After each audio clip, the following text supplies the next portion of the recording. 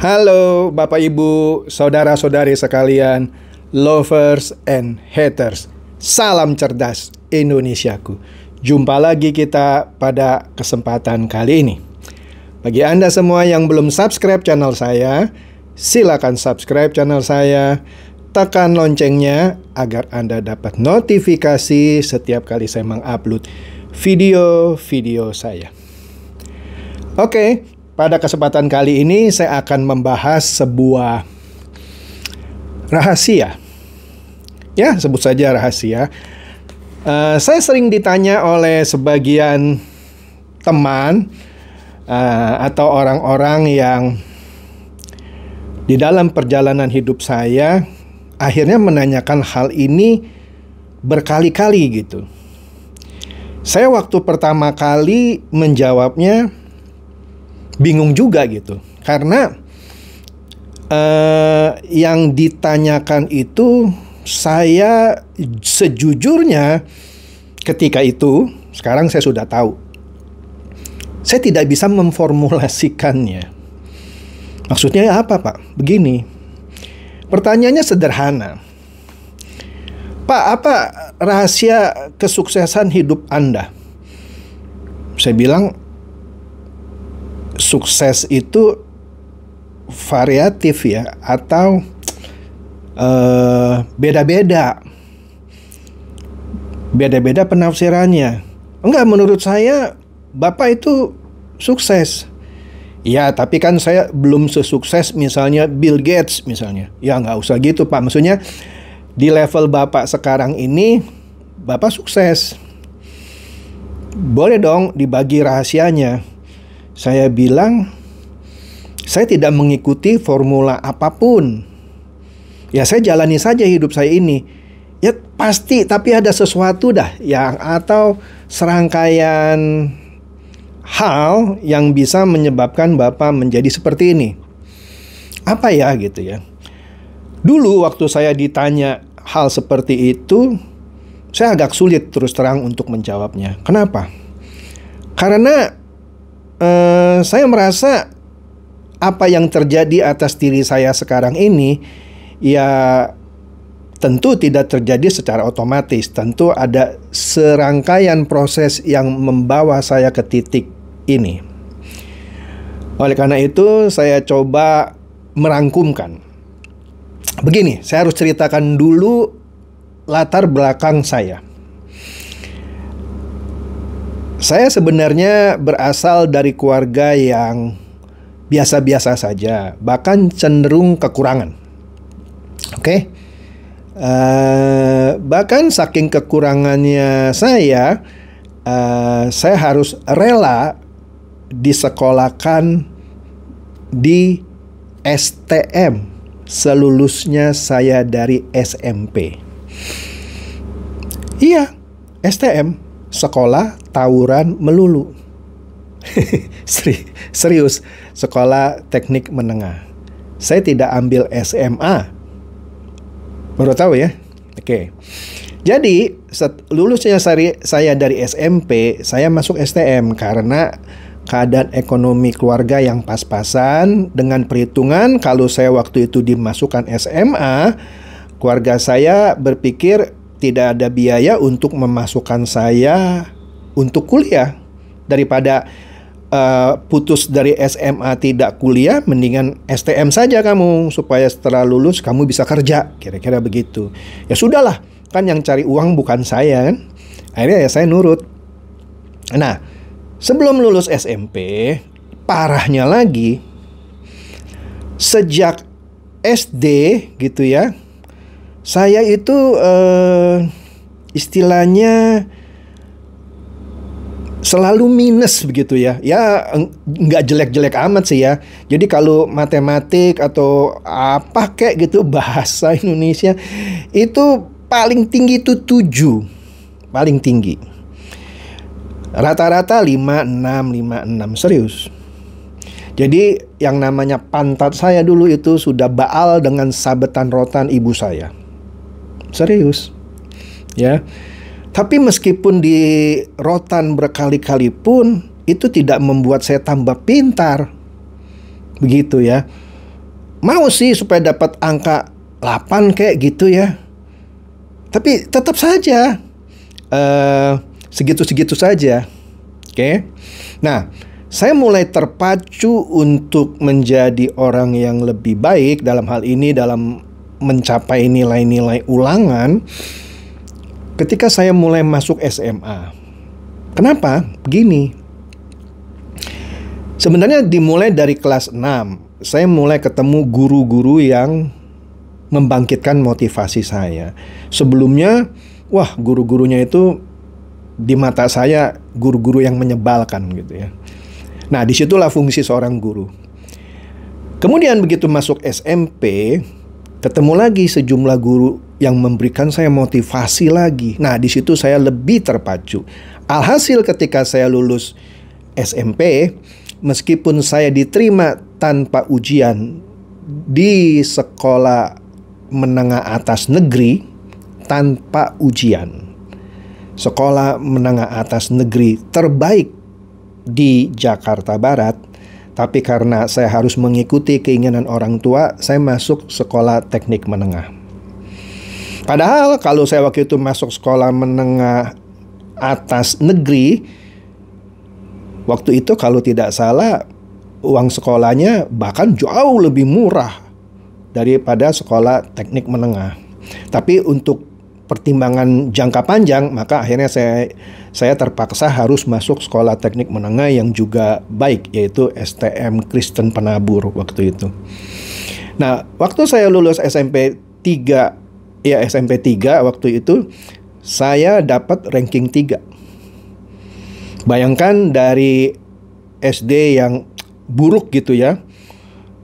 Maksud saya kalau lulus juga pas-pasan, naik kelas itu pas-pasan. Saya bisa lulus SMP dapat ranking 3. Masuk STM, saya lulus ranking 1. Kemudian saya masuk di Bina Nusantara, di wisuda sebagai salah satu wisudawan terbaik. Kemudian saya dapat beasiswa ke Amerika Serikat, lulus juga sebagai salah satu lulusan terbaik, dan mendapatkan beasiswa sebagai asisten dosen. Sesuatu yang dulu waktu saya sejak SD saya tidak pernah memikirkan hal seperti ini. Intinya pada waktu itu kalau saya lulus sekolah saja sudah bagus begitu. Oke. Jadi kalau saya ditanya apa sih rahasianya, minimum dari sekolah aja lah sampai bisa sekolah sampai ke luar negeri gitu ya. Padahal keluarga saya kan biasa-biasa saja secara ekonomi. Iya ya, kenapa bisa saya gitu ya. Dan terakhir saya melewati sejumlah karir di perusahaan multinasional dan akhirnya juga bisa membuat perusahaan sendiri gitu ya. Kan tidak pernah terbayangkan gitu. Tapi pasti ada rahasianya, Pak. Oke lah, saya coba mengurut-urutkan gitu ya. Nah, di dalam catatan kehidupan saya di sini, setidaknya ada 7 ya sebut sajalah inti rahasia saya gitu ya. 1, saya punya tujuan yang kuat. Misalnya ketika saya masuk SMP, saya baru sadar, iya ya kenapa ulangan saya selalu jelek ya waktu itu ya, pasti ada yang salah nih. Oke lah, saya mau perbaiki, saya mau lulus terbaik. Mungkin nggak lulus terbaik? Ya mungkin lah, masa nggak mungkin?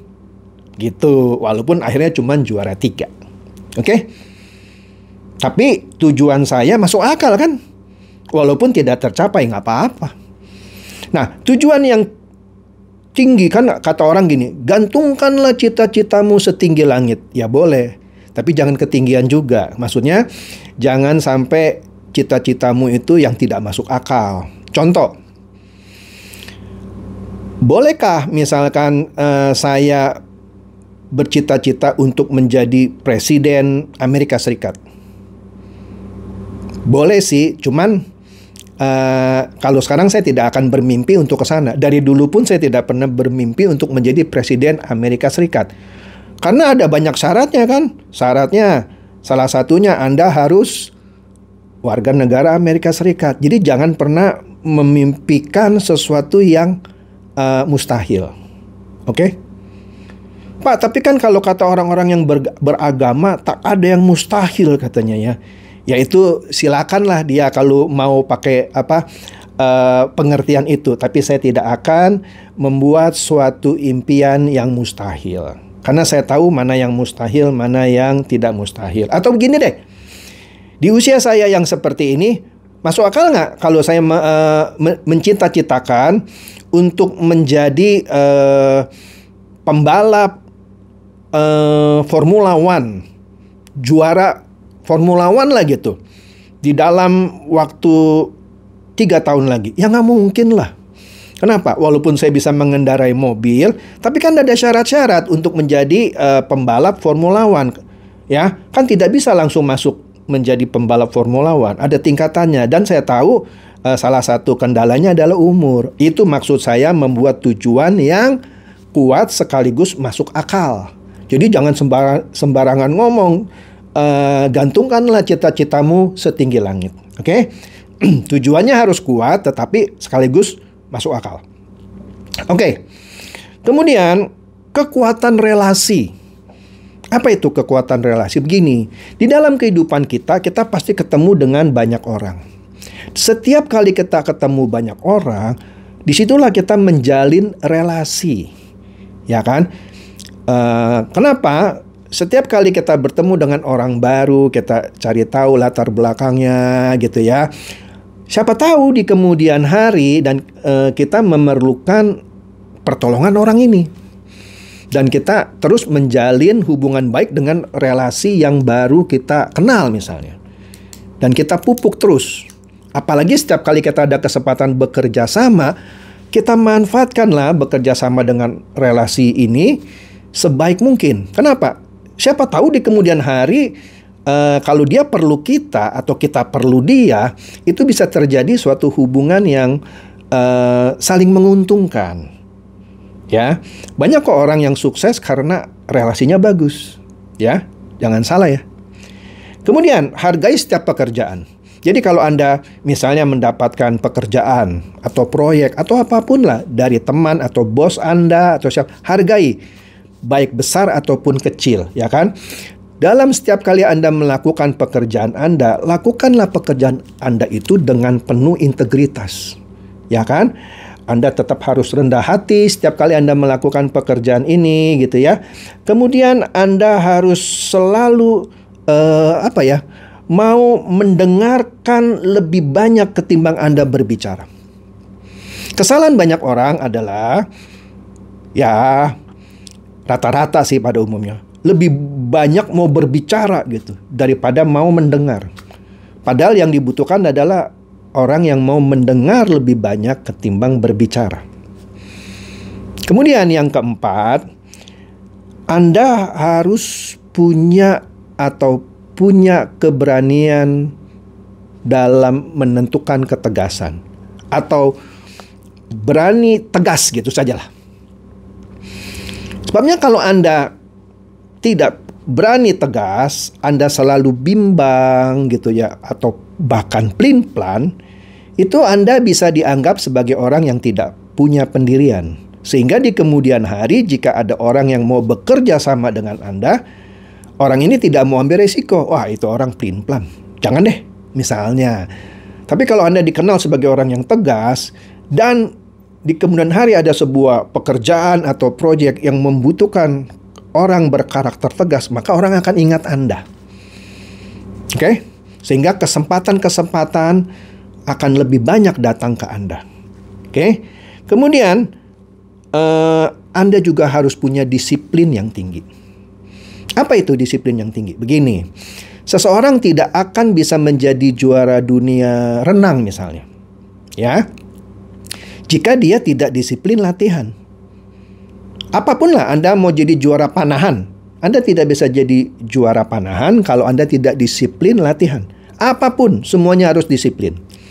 Malah saya pernah mendengar cerita, kalau saya tidak salah, namanya Richard Sambera, perenang juara renang nasional pria. Itu saya dengar ceritanya, dia setiap pagi sebelum jadi juara itu latihan sudah ada di kolam renang jam 4 pagi. Dan dia latihan beberapa jam setiap hari. Hanya untuk menjadi juara. Kalau dia tidak disiplin dalam hal berlatih, maka dia tidak akan bisa sukses menjadi juara. Oke? Begitu juga Anda, kalau Anda mau sukses, Anda harus disiplin. Contoh kedisiplinan yang paling sederhana itu apa? Misalnya, kalau Anda sudah janji dengan orang, meeting misalnya jam 3. Sebisanya Anda sudah sampai di tempat orang itu selambat-lambatnya 5 menit sebelum jam 3. Jangan sampai sudah jam 3 Anda belum sampai ditelepon sama orangnya. Kemudian begitu Anda ditelepon, karena Anda terlambat, Anda malu, Anda nggak angkat gitu teleponnya. Oke? Nah itu pertanda Anda bukan orang yang disiplin. Kalau saya, misalnya kalau saya sudah tahu nih, waduh saya telat nih, karena ada kemacetan, atau ban kempes, atau apa saja gitu ya. 15 menit sebelum waktunya sudah saya telepon orangnya. Pak, Bu, mohon maaf. Ini mendadak jalanan kok macet total gitu. Boleh nggak saya terlambat 10 menit? Kira-kira demikian. Itu menunjukkan Anda punya disiplin. Apalagi Anda sudah telat, Anda nggak kasih tahu, dan Anda datang terlambatnya bisa 1 jam gitu. Wah, itu mah keterlaluan. Saya jamin orang seperti ini ya, di kemudian hari kalau ada kesempatan atau proyek atau pekerjaan yang tersedia gitu ya, belum tentu orang akan mencari orang yang seperti ini, karena dianggap percuma kasih orang seperti ini, orangnya tidak disiplin, tidak menghargai waktu. Oke? Nah, di situ kuncinya. Kemudian yang keenam, Anda harus bisa menikmati kegagalan. Iya, Anda harus bisa menikmati kegagalan. Begini loh, tidak ada orang yang sukses itu dalam waktu semalam. Sukses itu butuh waktu panjang. Butuh waktu panjang. Ya. Jadi kalau Anda coba sekali gagal, ya, jangan putus asa. Nikmati saja, oh salah saya. Ternyata nggak boleh begini. Ya oke. Saya pakai cara ini. Ya, gagal lagi. Nikmati saja gitu ya. Atur lagi langkahnya. Demikian seterusnya. Adaptasi lagi. Koreksi mana yang langkah yang salah, perbaiki. Demikian seterusnya. Jadi nikmati saja kegagalan. Tidak ada orang sukses di dunia yang tidak pernah gagal. Pasti pernah mengalami kegagalan. Kemudian, yang ketujuh, last but not least, persistensi. Persistensi, kengototan. Jadi, kalau Anda yang gagal gitu ya, selain Anda beradaptasi, ya, gagal, adaptasi lagi, terus sampai kapan? Ya sampai Anda bisa mencapai apa yang Anda cita-citakan. Selama ya tujuan Anda masuk akal ya. Kalau Anda menargetkan suatu impian yang tidak masuk akal, persistensi Anda percuma. Iyalah, saya ngomong kenyataan lah ya, nggak usah yang muluk-muluk ya. Yang saya ambil contoh tadi, di usia saya kalau memimpikan untuk menjadi juara Formula One dalam waktu 3 tahun, itu mustahil. Kenapa? Satu, untuk bisa masuk Formula One ada syaratnya, nggak langsung masuk Formula One dong. Kalau nggak salah ada Formula 3 dulu, terus Formula 2, baru Formula 1. Itu pun butuh waktu bertahun-tahun. Oke? Terus harus punya modal besar, harus cari sponsor. Dan yang paling membuat itu menjadi tidak masuk akal adalah batasan usia. Tidak ada orang yang memasuki fase awal sebagai pembalap Ferrari di usia seperti saya, karena syarat umur aja ada gitu. Jadi sudah jangan mimpi gitu ya. Atau menjadi juara dunia angkat berat 250 kilogram. Padahal saya jarang latihan angkat berat gitu ya. Dan kemudian untuk menjadi juara dunia angkat berat juga ada ya persyaratan umur untuk menjadi atlet nasional sebelum dikirim ke Olimpiade misalnya. Jadi jangan mimpi yang tidak masuk akal. Harus menargetkan sesuatu target yang achievable, yang dapat dicapai. Udah itu aja. Nah disitulah kalau sudah Anda yakin ini dapat dicapai, nah persisten. Jangan mudah putus asa. Itu saja 7 rahasia ya kalau Anda mau tanya saya. Nah, selain 7 rahasia itu, ada 2 yang saya bisa tambahkan. Ada 2 yang saya bisa tambahkan. Di sini pantangannya lah, pantangannya. Tadi 7 itu adalah rahasia kunci-kuncinya gitu ya. Kalau 2 ini pantangannya. Pantangannya adalah apa? Anda jangan suka berbohong. Jangan Anda suka berbohong kepada orang.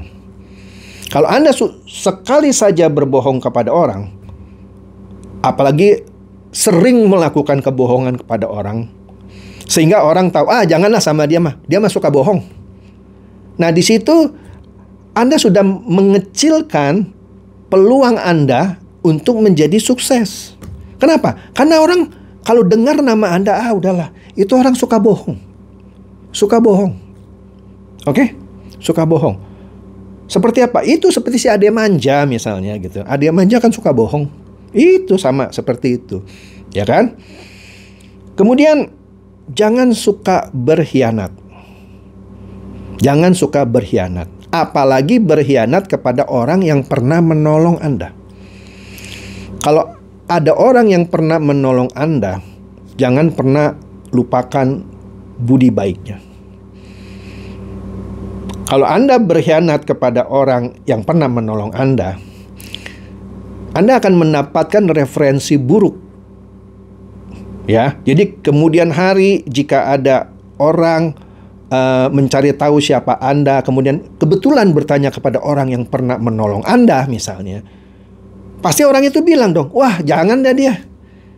Saya pernah nolong dia ditusuk dari belakang misalnya. Tetapi kalau Anda justru misalnya membalas perbuatan baik orang yang pernah menolong Anda gitu ya. Dan kalau orang lain menanyakan referensi tentang Anda kepada orang yang bersangkutan, kemungkinan besar orang bilang, wih itu orang bagus tuh. Orang yang tahu balas budi gitu misalnya. Sehingga Anda punya peluang untuk sukses. Misalnya karena ketika ada suatu proyek atau pekerjaan yang ingin diberikan, orang akan lebih memilih Anda gitu ya. Karena dianggap Anda orang yang tahu balas budi. Oke? Jadi itu saja versi saya. Ya. Yang saya rangkum berdasarkan pengalaman saya. 7 rahasia untuk bisa sukses menurut saya di bidang apapun. Ya. Kemudian dan 2 pantangannya, yaitu jangan suka berbohong dan jangan suka berkhianat terhadap orang yang pernah membantu Anda. Demikian saja video saya. Silakan share kepada teman-teman, sahabat atau kerabat supaya mereka juga boleh tercerahkan oleh video saya kali ini. Seperti biasa, terima kasih.